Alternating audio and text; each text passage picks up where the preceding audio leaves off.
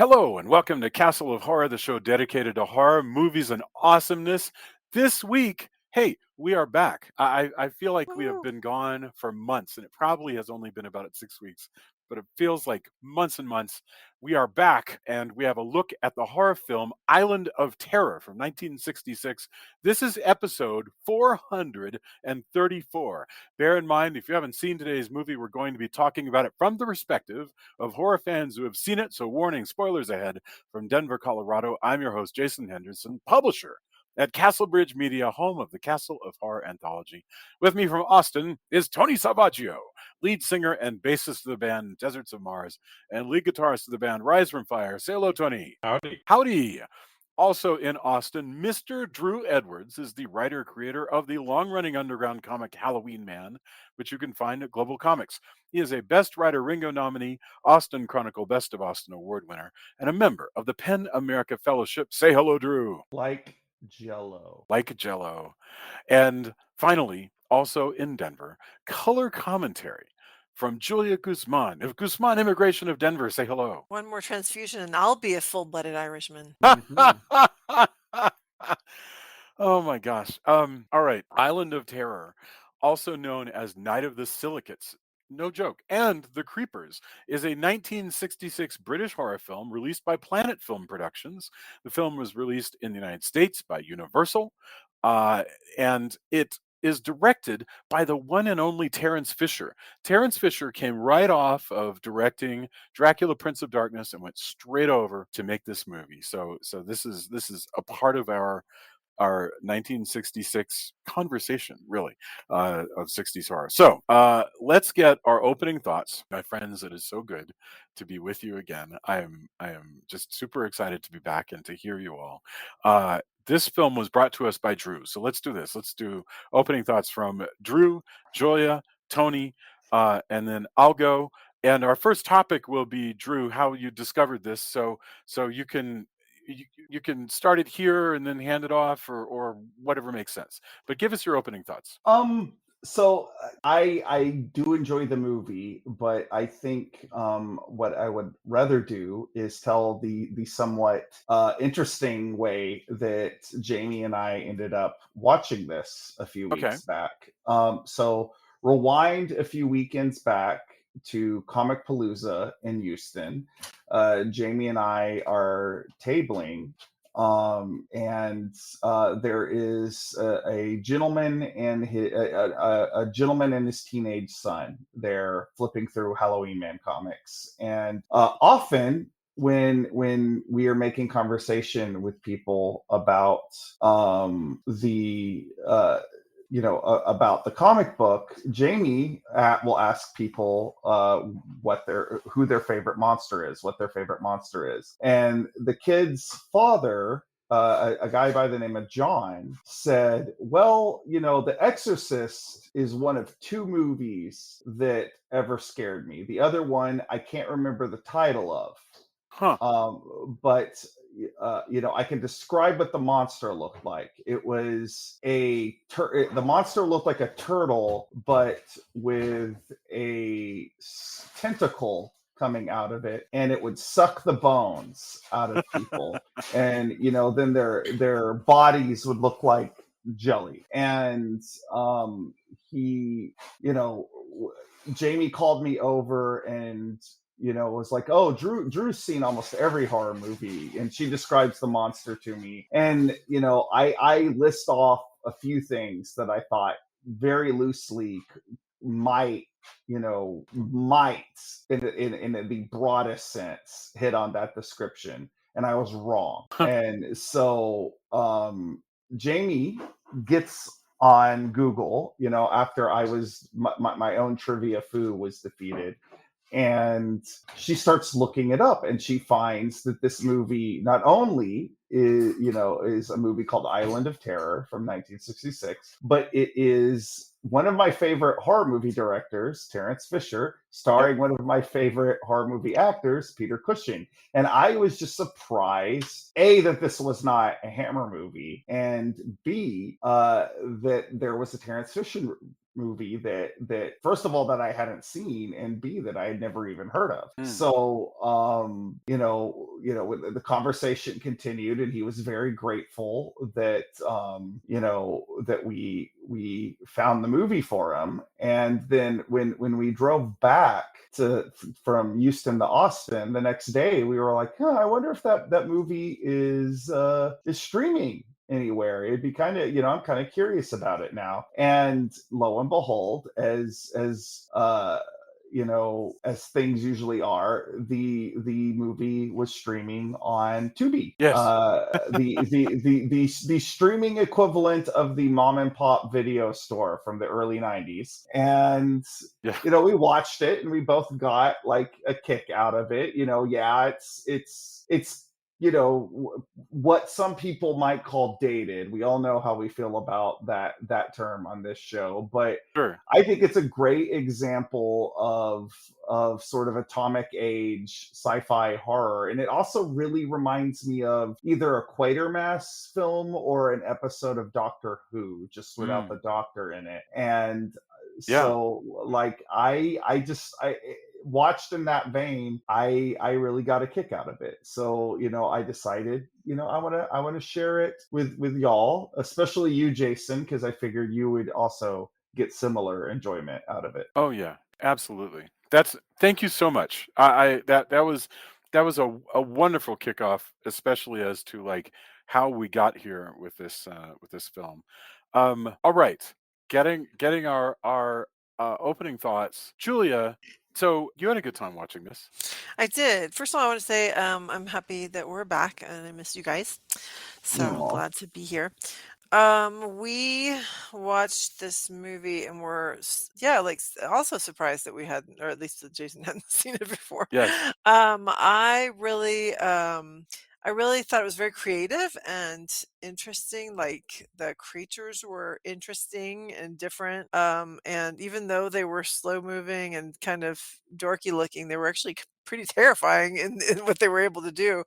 And because once they get a hold of you, it's like they paralyze you basically. Like, you can't do anything to Yeah. get them off. So really scary. The effects, some of the effects are a little silly, but I think great for the time. And for sure, the performances are wonderful.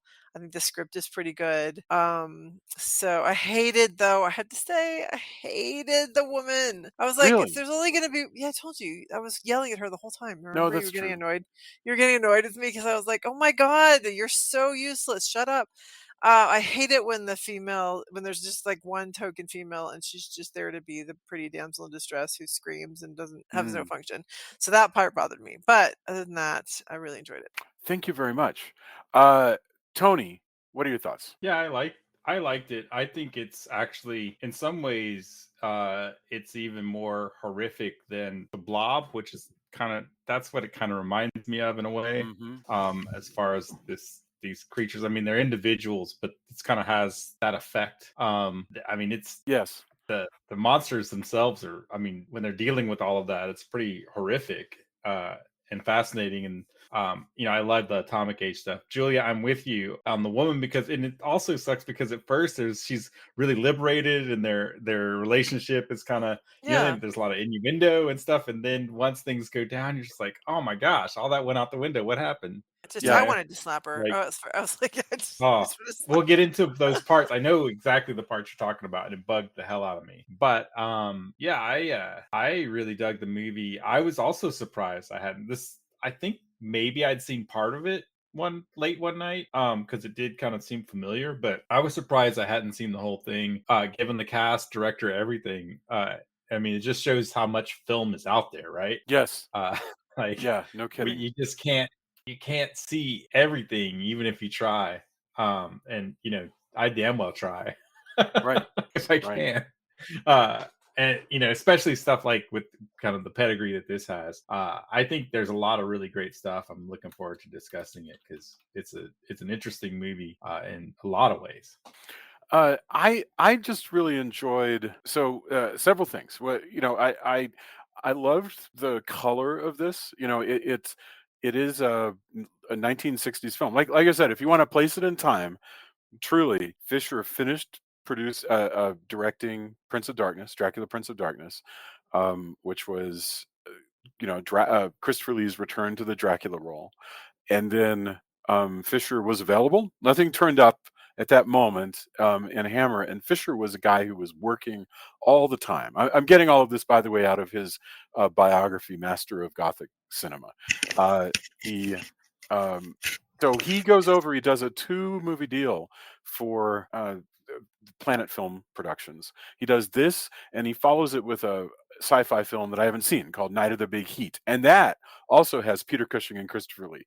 So this is giving us kind of something that I very much enjoy from like the Amicus productions, which is a lot of these Hammer creatives, both on camera and off camera, a lot of the same locations. For instance, you'll see in this movie the woods and the lake and various other things that appear in the background of Dracula, Prince of Darkness, even though this is a Pinewood based production. But it's all contemporary, so you kind of get to it's just because Hammer obviously didn't do a great deal of contemporary stuff until a number of years after this. So I don't know, it feels wonderful to sort of walk around in this alternate Hammer world. I get that from Amicus, and I get it here, so it's so exciting. It also reminded me a lot of Curse of the Fly. Do you remember we did Curse of the Fly last year? And Yep. Curse of the Fly, 1965, black and white, and also a contemporary film, with the labs and things gone mad, and except for that, I would say Curse of the Fly is a nastier and much more cynical movie than this one. This one still has, spoilers, by the way. This one has a happy ending, and it has this notion that people will gather together and figure stuff out. And The Fly, that's a pretty nasty work. This one But does not have a happy ending. It ends with the guy saying, "Well, as long as it's now we took care of it on this one island," and then we see that Japan has been infected. well, that's true. So I think not so much happy ending. That's a really, really good point. That's something that's kind of borrowed from The Blob, actually. Tony mentions The Blob, and that's very much a sort of the end question mark, which is one of my I'm surprised they didn't actually put the end question mark on the Right. screen. So we should start a little bit at the beginning. What is going on here in this movie is you have a little island where a scientist is working in his lab, and he's trying to cure cancer. And the how does it actually come to everybody's attention? What we're with them, and they're like, "Hey, okay, time to do the experiment." And then the next thing you know, yeah, one of the farmers is wandering around, and like the guy in Mothra wanders into a cave and like gets attacked by something because he's screaming and yelling. And when they discover his body, we have the first like body horror bit of this, and it is a big deal body horror, which is that Drew, would you like to describe what is the deal with what happens to the bodies of these people? So these creatures wrap a tentacle around you and basically liquefy your bones and suck them out of you. Which this idea is why I think the gentleman who introduced this to us, probably found this movie so terrifying when he was a kid. Because, Yes. I think if I was if I had came across this movie when I was much, much younger, that is an idea that would have kept me up at night, because it is. And you see the bodies, and they're all like deflated, and like they're just these masses of clothes and skin, and that's a pretty gnarly idea. Yeah, it was terrifying. Like, and not only that, but they, when they describe what happens, it actually like injects, like it's like injecting and macerating you. Oh my macerating, God. like they say, there's all these punctures, so it's puncturing you all over. Like, this is like grotesque. Cronenberg level, like Yeah. crazy body horror. They don't have the Cronenberg kind of technology to show that, but except for they do the show the bodies afterwards. But yes, and that Right. is a profoundly disturbing idea. It reminds me also of Clayface, or whichever, I guess that was Clayface 2 or Clayface 3, in the 70s, who had a touch that would melt people, and which is, by the way, ballsy thing for for Batman to have. But yes, that is the way it works. So immediately, and here's one of the themes that I wanted to bring to this. Once that once the local authorities start investigating what's going on, pretty soon we are introduced to the true heroes of this picture. And this movie basically lives in a world, and we've seen this before in science fiction films of the mid-century, where the at least the writers really wish that our world operated in such a way that doctors ruled the planet. That by the end you've got Peter Cushing and this other doctor who studies whatever, and this other doctor who studies whatever, and they're basically come to this island and are like, all right, let's figure this out. The constable's less important, the local government's less important, the cops are gonna listen to what the doctors say. The doctors in this universe, the doctors can basically take everything over. You disagree with me, Guru? No. Okay. I just was like, what I found interesting about this movie actually is that you start out with a doctor that's on this island, which doesn't have a very big leadership infrastructure. You just have the cop and the Right. doctor, and those two seem like they're going to be the main characters. Yeah. And then they go in and they bring in Peter Cushing and suave Hugh Hefner doctor, and they those two become the new main characters, and they kill off Yes. basically the island leadership. And I thought that was kind of, for a movie of its time period, kind of interesting, because it felt a bit like I was watching Scream or something like that. Right. Or Psycho, which does Or have a Psycho. fake out protagonist. A Yeah, decoy, Edward Judd. decoy protagonist, as they call them on TV tropes. Right. Right. So David West is the younger doctor, and he's brought in for his expertise. I can't remember if it was bones or whatever his expertise was, but he's the younger doctor who is presented to us as a playboy doctor. He's played by Edward Judd. Edward Judd himself said, I never really saw myself as a leading man, but that's the role he's in. He's younger than Peter Cushing. He is sexual in the same way that like James Bond is, because this is the 60s, so it's not like we have to be chaste like the 50s. He's sleeping around with this rich this I don't know what's the female version of a playboy, playgirl, I suppose. I don't know, but he's got this girlfriend who's like wearing his shirt, and it's all very sexy and modern. And so it's actually a cool team up between him and the older Peter Cushing, who's just going to be the mentor and man of action. And they get to the island. Here's what I love: Carol Gray, who's set up as this swinging 60s, I insist upon coming along and I'm going to supply your helicopter, because she's also super rich. We are, in fact, at this point being set up that she's kind of a Penelope pit stop, that she's going to be able to like have a maybe use a rifle or something like that.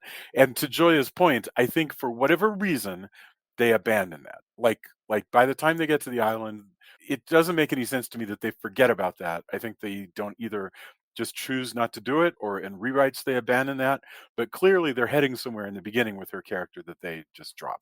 So there you go. Yeah, I just don't get it. I mean, I guess I forget that these movies exist because we've actually watched quite a few movies of that same era that have, like badass women scientists, even if they are expected to get the coffee for all the men.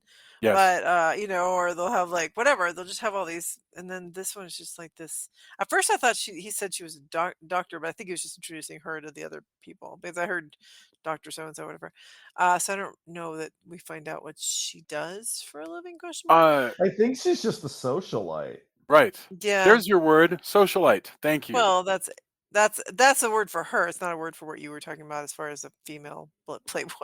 But anyway, but yeah, the whole thing where she's just said, because I mean, I get being afraid. Like, fine, everybody's afraid, but the amount of times she says, "I'm so afraid," or I'm like, "I'm so scared." I'm just like, okay, we get it. You're afraid. Like, that's what I'm saying. I Well, just wanted to slap they're her. at a point where they're like dosing her with morphine. Oh my! Oh. Well, hey, remind me that we got when we talk about the ending. Oh What yeah. the fuck were they about to do to her at the end? Yes. Hold Anyway, that we'll thought. get to that I later. promise that I will not. I will Yeah. let you take a crack at the guesses, but Yeah. hold that thought because I want to give that one its own topic Yep. towards the end. Yes. But to your point, okay, this is 1966. In 1958, we saw The Terror from Beyond Space, which was chock-a-block with female scientists. Okay, the Queen of Blood had lots of female scientists. The Mark of the Return of the Vampire in the 1940s. The lead is a female scientist. And yet here you're right. She is completely, it's like all of that is just completely ignored. I always have a good time, pointing out to people, oh no, actually there's plenty of strong female characters in horror and science fiction, and people just don't remember them. But this is not one of the movies that will help us with that argument. Yeah, no, you're exactly right.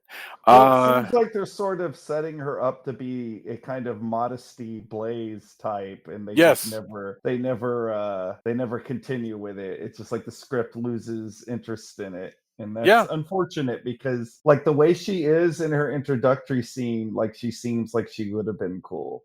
Or Honor Blackman, on the Avengers, which is contemporary to this. So it's not like such characters didn't exist. It is really strange. But there you are. So that exists. And by the way, I still hold out the possibility that it's because of a rewrite. Who knows? Yeah, it would have been so much more interesting if she had been way more Avengers-y. Yes. Taking care of business. Like, the scientists are like, how much cooler.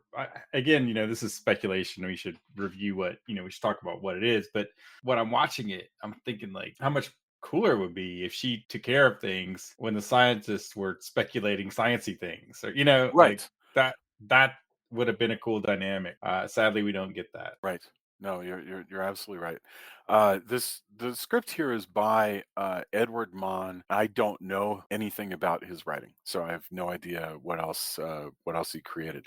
Looking at his credits, he's got a movie called Cauldron of Blood, which sounds familiar. That's from 1968. A blind sculptor, unaware that the skeletons he's been using for armatures are the remains of the victims of his evil wife, and that he is her next target. That sounds great. I like.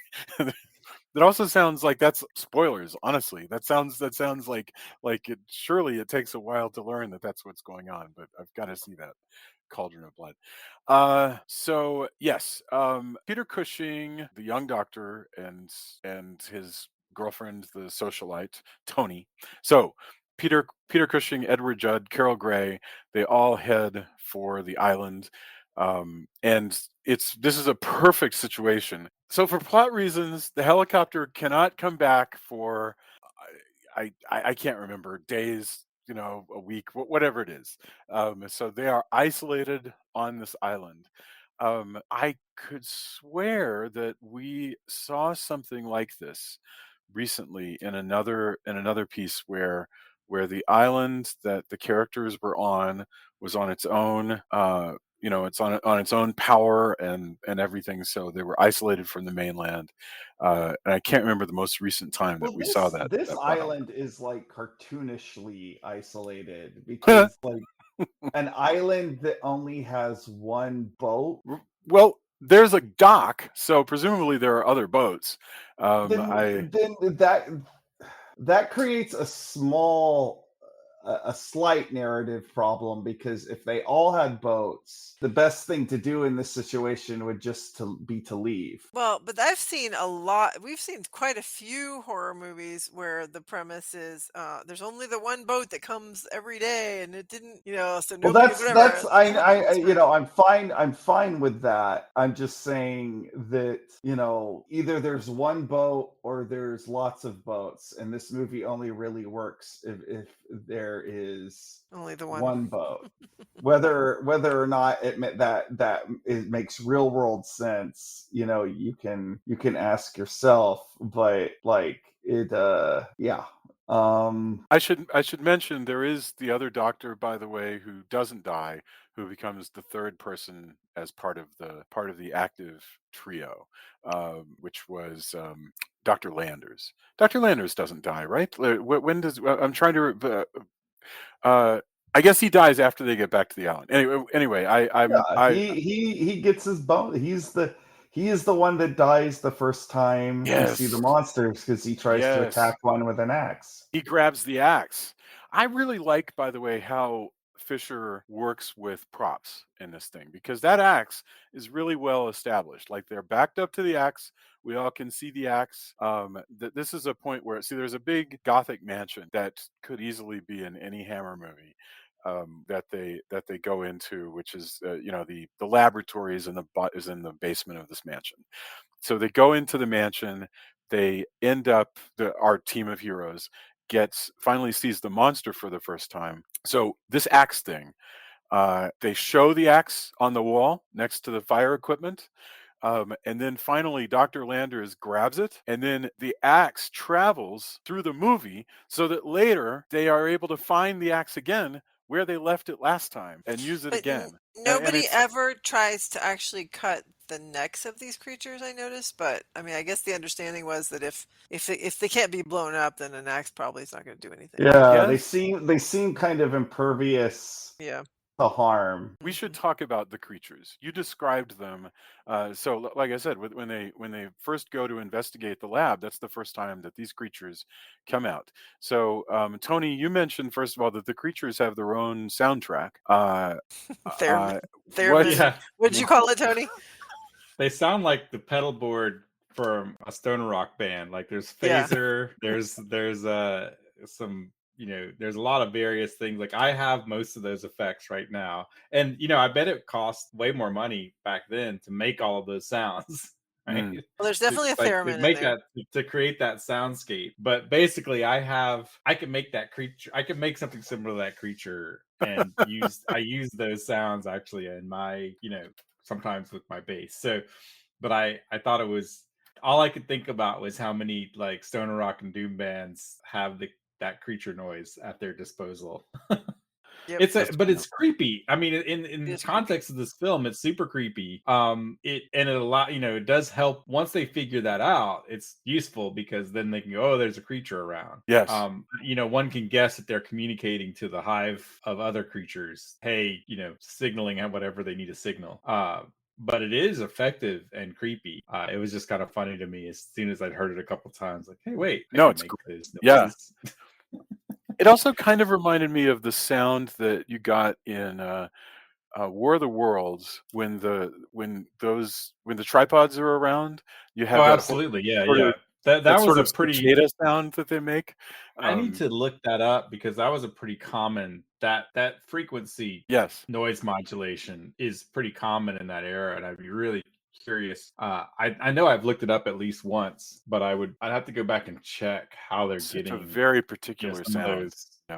Yeah, sound. It was a sci-fi thing. Like, once people had that, it's kind of like how I am kind of tired of current day movies. Every monster sounds like a clicking monster. Huh. Like, no, I feel you absolutely. That's why I don't want to see I don't want to see the new Quiet Place movie, because I actually haven't want to see any of those movies, but the clicking just drives me crazy. That sound. I'm like, I know that there are creative people. I'm pretty sure like somewhere out there is like, no, that's how monsters sound now. But it just and a lot of them kind of look like the liquor from, and I know there's again creative people making awesome drawings of cool monsters, but for whatever reason we've decided this our new era of the past like decade or so has been clicky noises, post Predator clicky noises, Yes. and Resident Evil liquor-esque Yes, that's creatures. true. And those are Yes. that's what we have. And and some of them are super effective. I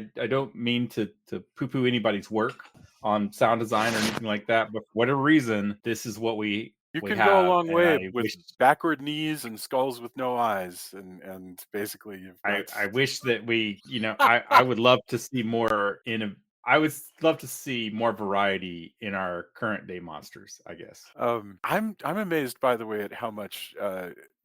You know what? Actually, that's a wonderful conversation, but I was just thinking about the use of. I don't even know how to describe it. Sound effects that you hear all the time now, especially in in trailers. How there's always this sort of fwam, this sort of. Well, my this sort favorite of Yeah, thing, once we my decided once yeah, sorry. Yeah, once we decided to sub-bass frequencies were something we could add, we just Yeah, let's go. my favorite thing about trailers, and something that that's actually in one of my alternate reality, one of my multiverse versions. I'm a trailer editor because I absolutely love how people edit trailers, and I love how they always use big, like probably like Kodo drums, like big drums for every like a kind of an action, so any kind of action. So it'll be like doom doom doom, and it'll be like somebody punching or something, or somebody like jumping out of a plane or whatever. But it always is that doom doom doom. Yes. No, Love you're that. exactly right. That part I like. That I'm actually a I fan. think the thing of it is that the reason these things get used over and over again is, as much as we might be able to predict them, people enjoy them. You know, I, I guess, because I know we're kind of digressing, but also it doesn't bother me. That's fine. never Yeah. underestimate never underestimate the power of audiences reacted this way, so let's put it on everything Mm, mentality from a person in charge. yeah. like well, that's how we make and but again, there's eras of trailers. So in the 70s you'll see a certain, Oh, like, yes. how many times have you heard the typing sound, or there's the job of a trailer is to get butts and seats, right? Yes. So if Don't you think it's funny? We don't if you have. think I'm sorry. Go ahead, please. Yeah. yeah, if you think that that's what's going to work, and it has proven to work, it's going to work until it doesn't, and then you change tactics, right? So Yeah. I get it, but I think it's different. If also, by the way, we're the weirdos who see tons and tons of movies. Yeah, that's a good point. So if you see tons of movies, you're going to notice the tropes and you're going to react to them like, oh, here this is again, right? So again, I don't enjoy knocking, like, I'm not too cool to like a thing, right? Right. But when you see it a lot, it does hit you like, oh, either that is actually working, which is entirely possible, or that seems to be the formula that works best, and so why mess with a good thing is the usual mentality there. Well, and I was just thinking, if I had, I write a lot of books. If one of my books had a movie and the trailer looked like exactly that, I would be totally into it. Like, in other words, all of everything I just said would fly out the window instantly. If if if, if it were mine, I know for a fact that I am not so pure that I wouldn't enjoy the heck out of it promoting something I was involved. So it's hard. Yeah, it's hard to be pure on this. Absolutely. Yeah, but by the way, isn't it strange that we don't have narrators in trailers anymore? Like, somewhere along the way, we decided that was "quote unquote" cheesy, and so we don't do it anymore. But there's nothing inherently cheesy about a Yeah, trailer I narrator. kind of miss In a World. Right, exactly. I guess it came to the point where everybody knew that joke, and so then that was kind of the end. But I'll bet you could bring it back. Like, right now, what we do is we rely on dialogue to be the narrative. So we have some dialogue at the beginning that's separate, that starts the beginning, and then we have dialogue that shows where, but it's all lifted from dialogue, and including sometimes changing lines to create a line that carries through the storytelling of the trailer. Anyway, I apologize for all of this digression. I don't know what the heck we're thinking. All right, back to Island of Terror. We were talking about the sounds that these creatures make, but they also determine right about there. I don't remember this, and please forgive me that I don't remember. How do they determine that these creatures will create two creatures if you No, they just split them in did. half? No, you don't have to split it in half. I think they just do it when they eat. They So do it when they eat, and they yeah. multiply every few hours. Oh my Right. Well, but they gosh. literally just eaten some Oh, so that's why they humans. were sated, and so you could get past them, Yeah, basically. that's sated just in the transformation phase Yes, you can get past them. and But yeah, split. so they eat some humans and turn them into rubber suits, and then they kind of crawl out and they split into two parts joined by Campbell's noodle soup, double noodle soup. I don't know if Campbell's Double Noodle existed in the 60s. I have no No, idea. but it's Well, the whether consistency of whatever is that their middle looks like Oh, it's Yeah, disgusting, isn't it it? is gelatin with grotesque. noodles. Like Yeah. the wormy looking bits were super grotesque. It's effective. It's very Yes. effective. What a neat effect. I was just really impressed by Tony that. and Drew came up with chicken noodle soup for the soulless between the two of them. I mean, you're exactly right that's like something out of, I mean, it's grosser than anything that would have been on Star Trek, like honestly. But it is like something you'd have on Star Trek or maybe or Doctor Who, because Well, to this is me, they remind me if I could see if like for some reason they wanted to do like an organic variation of a Dalek. Like there's just yes. something about the way the bodies look with like the stalk coming out of the center that is Yeah. very Dalek-esque. That's a really good Yeah. point. I hadn't thought about that. Yeah. And they roll It's along. also interesting too. They only do it a little bit, but they can travel. Like there's one that jumps out of a tree. Like Yes. once they start, and there, evidently there was one kind of, I guess, up the wall because they go to investigate and it kind of reaches down. Yes. And They they can get climb up the on walls. They can they get climb up on the trees. roof and then they just fall on you, and once they fall on you again, it really does seem like they have some kind of paralytic, because as soon as they fall on you, they you can't move anymore, or as soon as they touch you with their sucky head, Yes, which tube is head. pretty awful. Julia, do you want to talk about the moment when Peter Cushing gets attacked? He is trapped, and they well, go ahead. I don't want to narrate it.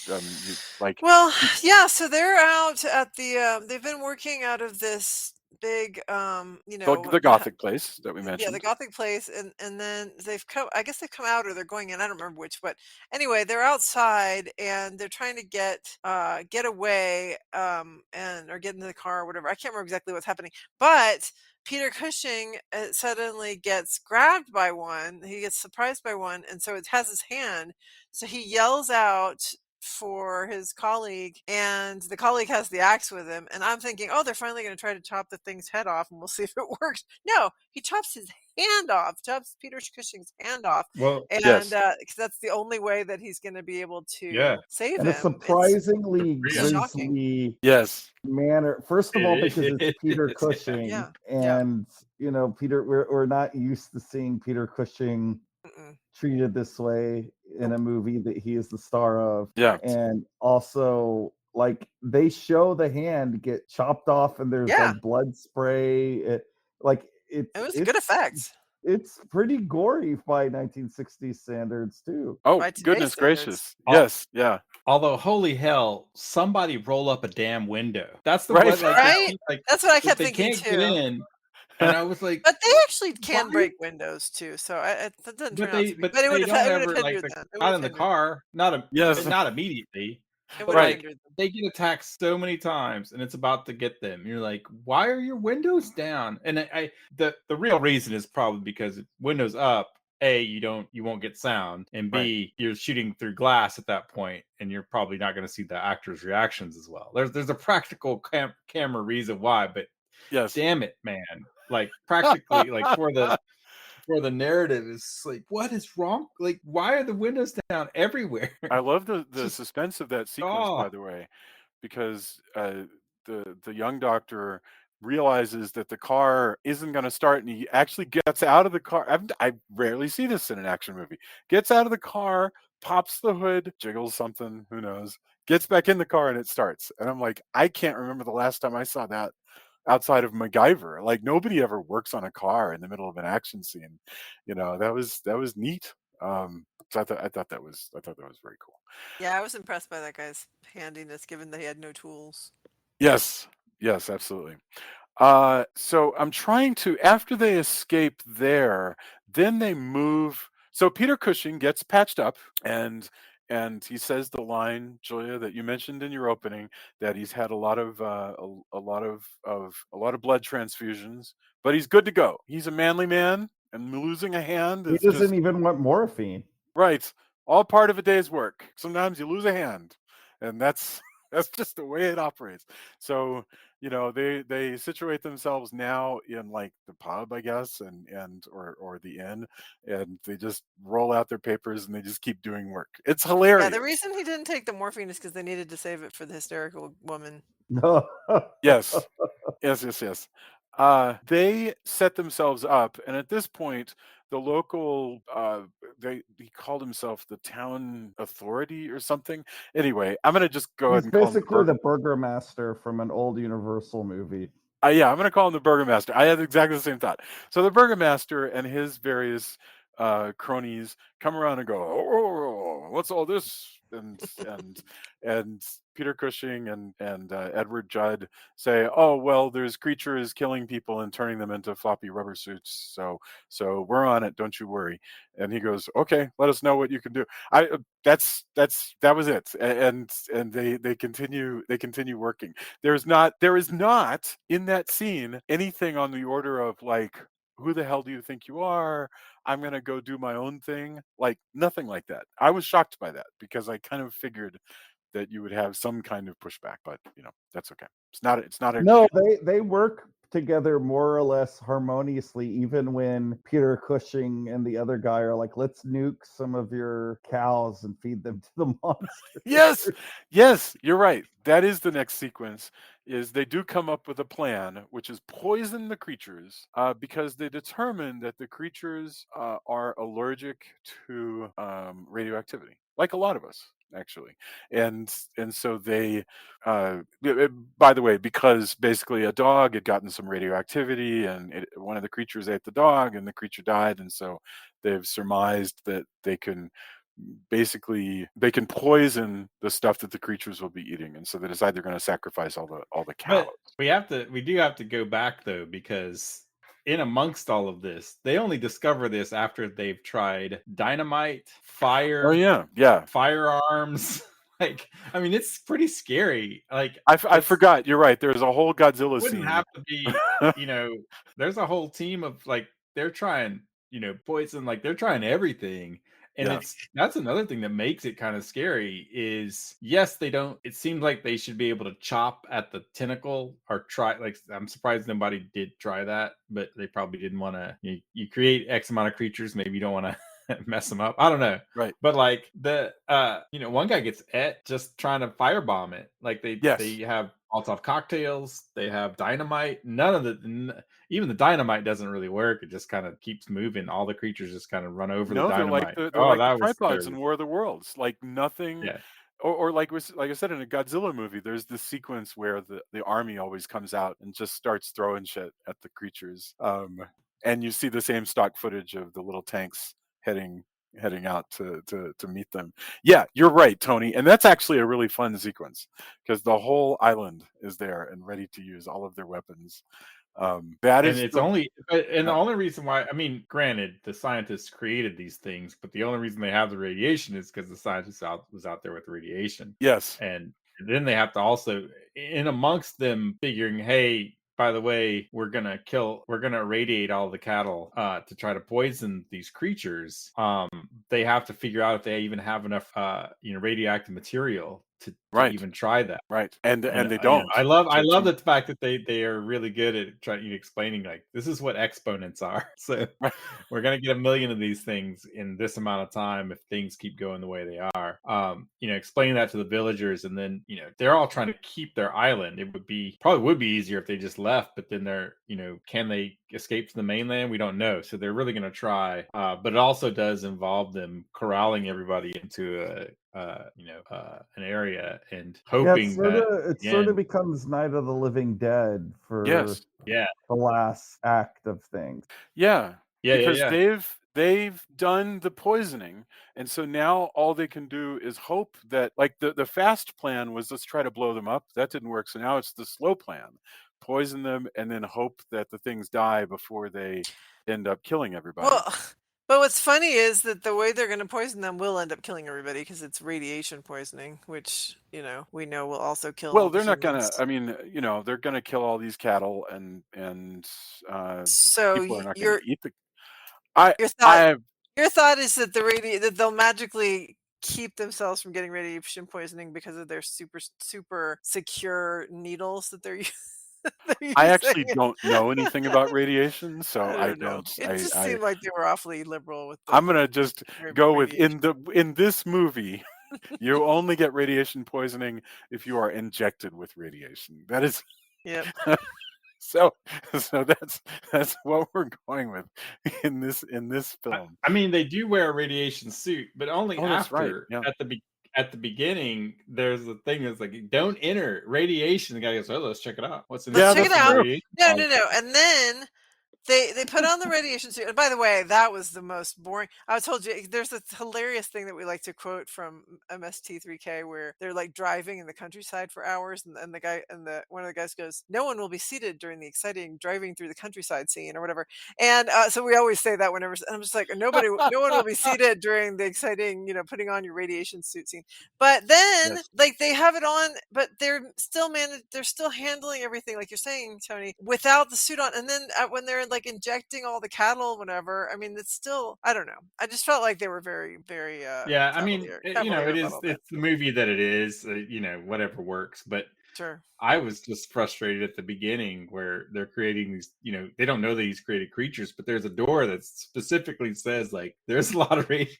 I forgot the wording, but it's basically don't enter. It says, "Do not Radiation. enter." It literally says keep out. Keep out. Keep out. Right. And Well, or Get like, inside. or it's fine if you have to enter a room and put on the radiation suits before you can. But he handles like you said, he handles radiation well before they ever put on the damn suit. yeah, but that first was like it's Ay vey. like you're scientists, you know what radiation does. Yeah, Surely. well, we've seen Like, how scientists handle things in other movies. So I guess Ologist. so. Ologists, yeah.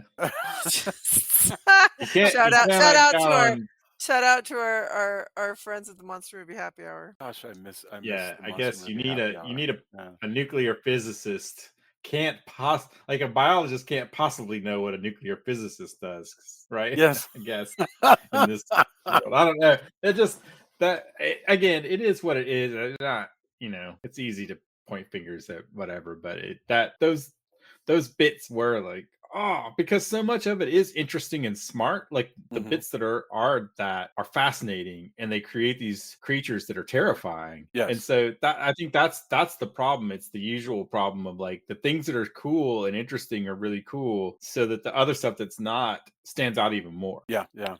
By the way, I find it fascinating that these creatures are the result of basically a search for a cure for cancer that went wrong. That's really interesting, right? Because, I think typically in science gone wrong stories, there's a moralism to it where it's like they're trying to figure out some way to make some money or some way to Sure. I don't know, a new weapon. But here it's they're just doing God's domain. Yes. Well, and Yeah. is that the moral story being told here, that it's God's domain? No, I'm saying that's a typical Right. mad science Absolutely. trope. Yes. So in this case, no, they're doing their medical thing. They're trying to cure cancer, and they end up creating monsters. It's just an unfortunate. I guess it could be looking at the overall atomic boogeyman of the time. Yeah. Yeah, that's what That's what Big Pharma doesn't want. A small town scientist creating the cure for cancer. No, I'm totally joking about No, that. but But like, absolutely, yeah. it's it is kind of odd, and also, but I did get concerned about that. Like, oh man, I hope this, does that mean cancer research in this vein is now like, nope, we're not going to go that route. We could create these monsters. Like, that's a Well, bummer. I mean, But well, here's the thing. As we know now, if this was a big corporation, they'd be like, yeah, I mean, say you create a few monsters.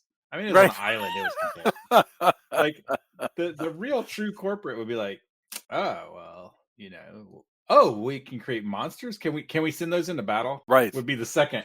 What For is the sure. purpose of But it? but For first, sure. but first, that And like no precautions until we get sued by somebody. Yeah. right. But it would be more like, no, I mean, look, we spend a lot of money on making all this equipment for this cancer research. Like, so it created a few monsters. I mean, look, and then somebody else comes up with, again, that's how it would be. Somebody else would come up with the chart, the money chart, the Yes. spreadsheet that went, yes, well, we offset that by selling it to the defense contractors. Yes. So I mean, it's in important to reality, we made remember money off this debacle. the Pinto did exist, and they did continue to sell it, even though Ford knew that a certain number of them, when struck from behind, would explode. That is part of our I mean, reality. we have a history. I mean, dude, you don't even have to Yes. go with that. You can just go look at cigarettes. Like, Yes. Yeah. they're meant Yeah. to, some cigarettes should make you feel good. Yes. So we I created a few monsters. I love cigarette ads of this era, by the way. Like because you'll have like a doctor in a lab coat going, "Boy, it's been a long day, and that's when I need Chesterfields." I love it. Oh my goodness. Okay. So anyway, they as we mentioned, they've poisoned the creatures, and now their next move is we in the town are going to basically try to wait these creatures out and hope we survive the night. The creatures will either die or they won't. But we're going to because feeding them only makes them grow more. We need to corral everybody into like the town hall Oh, or whatever it is, and well, even stay there. worse, they realized that they didn't think they were gonna spread even more, that they were gonna divide. Right. And then once they realize that they're dividing again, they go, oh crap, that means we only have half as much radiation because there's twice as many monsters. Right. And Right. that's that's best laid plans kind of stuff. Because Yeah. they were counting on the creatures not splitting again, right? It's funny. The script is very practical, right? It has all of this, what almost amounts to like a wartime strategy sort of feel to it, where they're constantly reacting to the reality on the ground and trying to and recalculating their odds based on what's changing. And so yes, this is really a scary sequence because now they're in this town hall. It's the Alamo. The creatures start trying to make their attack. Most of the townsfolk are ready to defend. There are a couple of cowards involved, but now we get to this thing where Julia, if you're back, I want you to narrate for us, if you would, what in the actual hell is going on when the doctors look gravely at one another and pick up a goddamn syringe? Like what are Well, we to understand is happening? right. So it's clear that the monsters are headed into, like, they're not going to be able to defeat them.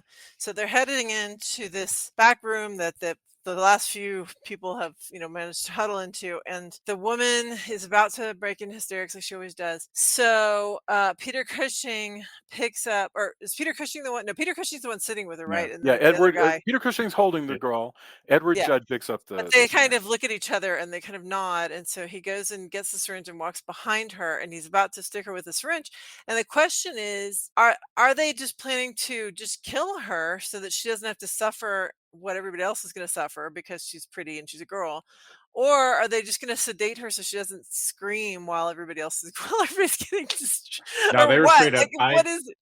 I think they're straight up gonna kill her. I think Yeah, I it's like, think well, so. she's a, it's like, You think well, it's a mercy killing? That's dark. a mercy killing. Yeah. Yeah, absolutely. They're big, tough, strong men, so they can take Yeah. being deboned They can by enzymes. they can be turned into boneless chicken wings, but this soft female cannot. Isn't that wild? Yeah.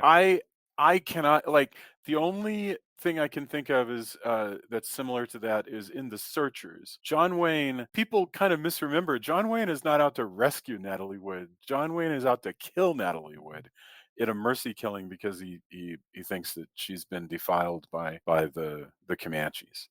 And and Jeffrey Hunter wants to rescue Natalie Wood, but there's this manly man thing out there that that shows up in old movies where people are going to, like, shoot their loved ones in the head rather than let them be captured. Well, it's not just that. In fairness we- to that, though, I don't know that I would want my bones to be liquefied and slurped out through my. Yeah, but don't you want the nostrils or choice whatever. as to whether somebody's going to kill you first or not, or at least That's know? the patriarchal thing. At least to know that you're about to be. That's the killed. patriarchy part, right? That's which you see in these movies all the time, where they're like, "Oh, well, should we tell her that she has cancer? No, it would only upset her." No, it seems like they should be like, and I don't know, maybe they just had the one syringe, but it seems like they should be like, okay, who wants to go out syringe way instead of deboning way? Yes. Well, for example, I mean, it's not just, I mean, it's contemporary. Spoilers ahead, anybody listening, The Mist. So if you haven't seen The Mist, spoilers ahead, you could fast forward a little bit. Yeah. The ending of that, it's like, well, I don't want my family to experience that. That's what I was thinking of when they pull out the syringe. Holy shit, was that dark? Yes. Although somebody else was like, yeah, that ending's only dark for that family. Everybody else gets a much better that's ending. true.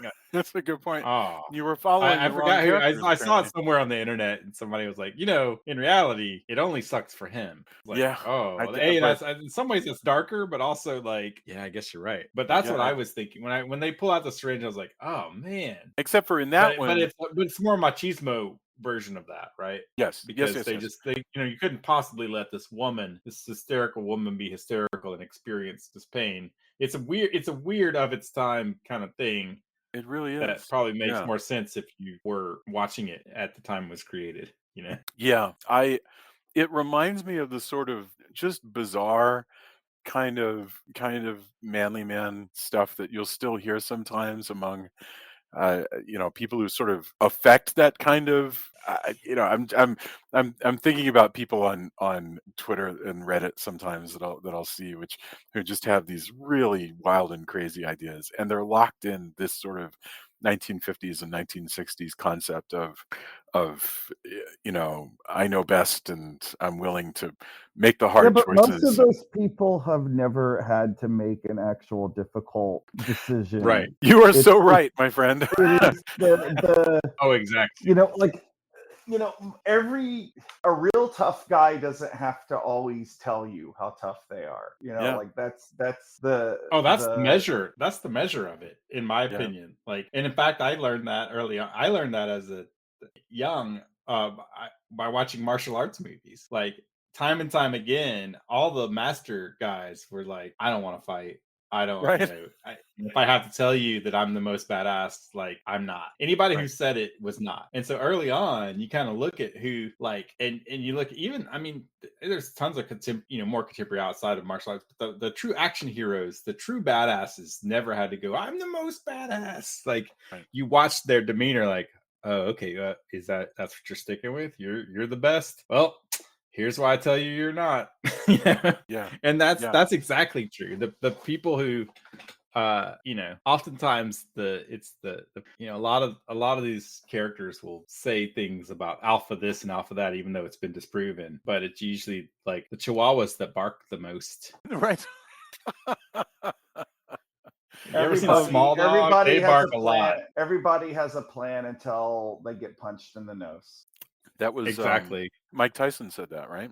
I'm paraphrasing, but I think you're right. Like, although that does sound an awful lot like what Colin Powell said about like it was no plan, no battle plan survives its first contact with the enemy. But Mike Tyson's more succinct one was everybody has a plan until they get punched in the mouth. Look, I'm not a super machismo tough guy by any Oh God, stretch, no. but like, I mean, no, I'm not but saying that about like, you. I'm just agreeing with. no, you no, know, I'm just saying, yeah. like, so I'm definitely human in so many ways in that, but you often when you do see people go, I would do this and that, like, I don't know, man. Yeah. Would you? And My None, one none I of, always go to is, if anybody's like post-apocalypse, this, that, I'm like, are you Lord Humongous? right, Because if you're not Lord Humongous, you're gonna end up on the back of the bike or the front of the car. right. So you should really be careful when you wish for things. Oh my God, that is so true. And I can't tell you where I end up in that society. Hopefully I'm useful and smart enough. But although I guess it's important to note that your Lord Humongous gets taken out by Mad Max. So there's always also right. important to remember is no matter how tough you are, there's always somebody that's tougher. Yeah. You No, know no, who's you're tougher than right. all of us? Peter Cushing in this movie. Right. Oh hell yeah, Right. man! No morphine arm off is like, Yeah. I mean, and again, he's the scientist who's like, yeah, I'm gonna keep sciencing. Are you Right. sure? Let's Like, let's yeah, get man. some coffee and get back to work. Like I didn't need that. I mean, I didn't need that hand. that's the measure. That's the true measure. Is Peter Cushing in this movie, right? Like, No, you're absolutely right. that's great for bringing it back around, Drew. Like, yeah, he's He's such a badass. When you what a think of treasure. him in Brides of Dracula, which was also by Terrence Fisher, and he Peter Cushing in that one cauterizes his neck, like because he's been like he's so Yeah, good at man. this stuff. Yeah. and amazingly, like, also like his hit well into later Hammer stuff. He is spry as hell. Oh yes. Like, I Yeah, mean, he's absolutely. like, yeah. He also I guess bosses around Darth Vader, man. So he's exactly what where's the what would Cushing do stickers? right. We need some of those, man. Okay. So, but interestingly, to get back to the moment, so the mist gives us the negative outcome for this one. But this one, they're about to inject the young lady to put her out of her misery, and then there's a shout, and the constable. The misery she doesn't know she's in, by the way. Correct. Well, no, she knows she's in misery. She doesn't know she's about to be put out of it.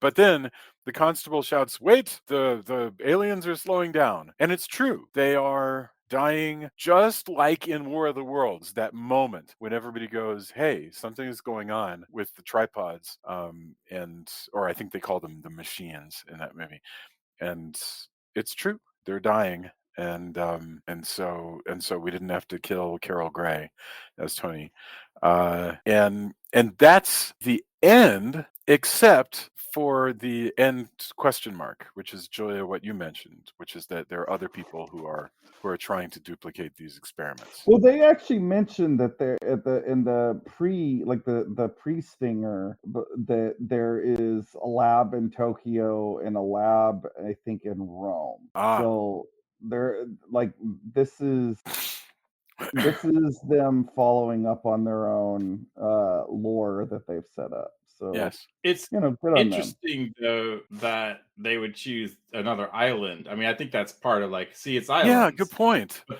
Yeah, the one in Rome would be the one that would. That's it, man. Humanity's gonna have a tough ride getting past that.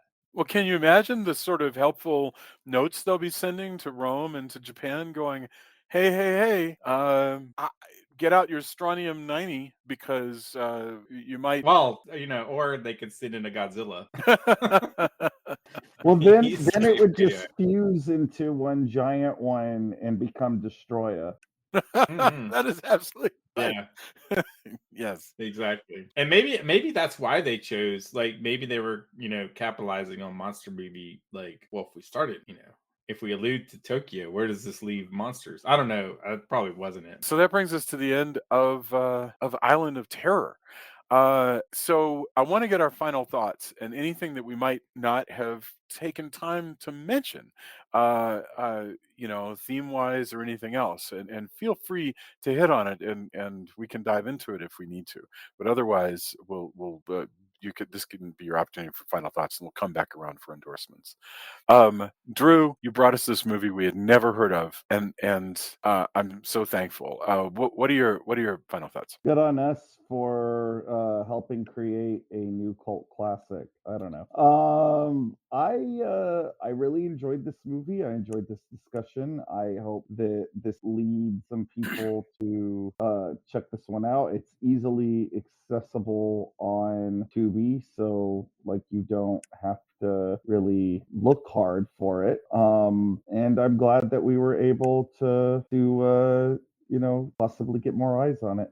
That's wonderful. Thank you very much. Julia, what about you? Yeah, well, and yeah, I think we've covered everything. I like the sets, I like the effects, I like the creature effects. I think, yeah, I don't really have anything else to say, but I did enjoy it. I think it was a good time. Thank you, Tony. Yeah, I think it was way scarier and perhaps even more grotesque than I imagined. They really the people whose bones had been kind of hollowed out or turned into jelly. That was pretty gross. I mean, we get a chopped off hand, and we get. I mean, it's truly terrifying when people are actually caught. When you finally get to the point where you're not just seeing the remains, you're actually like people are getting caught, and that's a real thing.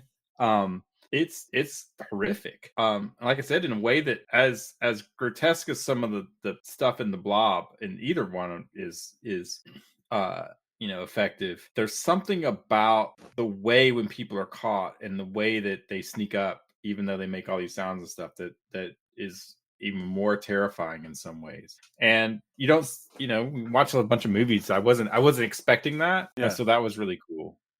I'm really happy that a chance encounter at a convention led us to watch a cool movie. Yeah. Thank you. I was so excited to come back with this because we spend a lot of time talking about Hammer with good reason, and in fact next week we will probably be back with a Hammer film, and people will hear all about that. But it is so neat to sort of discover these gems that are for want of a better word, Hammer adjacent, and I this was neat. So are you Hammer adjacent? Yes, indeed. Yes, I am. Thank you for not. He did. I was going. Thank you for not groaning at me. I totally groaned at me. That's hilarious. Okay. I'm sorry. I'm sorry. Okay. So wow. We have returned. We've returned for whatever the heck season this is. I have no idea, but here we are, episode 434. What guys? I don't think we've figured out what movies we're going to be doing in the future. But if you have anything you'd like to throw out, that's great. But let's get our endorsements. But Drew, I know that you have been saying we need to come back for some from Corman, which makes sense. Yes. All right. R.I.P. Yeah. All right. Endorsements, my friend. So two things. I really, really, really, really like We Are Lady part on Peacock, which isn't horror, but it's a comedy about a all-female Muslim punk band in England. It's great. It's so good. The songs are really good. It's really funny. It dabbles in surrealism at times. I kind of almost wondered if it was based off of an indie comic because it kind of has that vibe to it. But I just love it.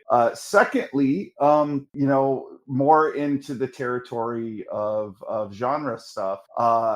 The Primevals, which was just released by Full Moon Pictures, is a lost stop motion Abominable Snowman movie that was made by the late David Allen, who was a master of stop motion special effects. And if you like Ray Harryhausen creature features like, Valley of the Guanji. I think that you'll find a lot to love in this. It's unabashedly, weird and retro. So it's a very cheap rental on Amazon, and they are releasing a Blu-ray of it in September. So I may have to double dip on this, but I just love it. Wonderful. Thank you very much.